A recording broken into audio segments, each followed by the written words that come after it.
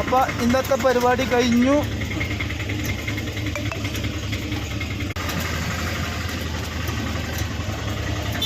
ഇന്നത്തെ കച്ചവടം പൂള കലാസ്. യാസ് കലാസ് കലാസ് കലാസ്. തടി കിട്ടിയതാണ് മക്കളെ, തടി കിട്ടിയതാണ്. അപ്പോൾ ബൈ ബൈ, ഇൻഷാ അല്ലാഹ് നാളെ. ഓക്കെ, പൂള വൈബ്.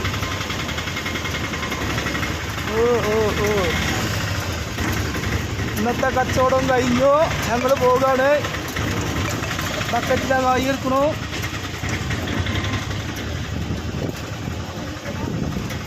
ഇല്ല, ഇനി പൂള ഇല്ല. ഇനി നാളെ നോക്കാം ഇൻഷാ അല്ലാഹ്.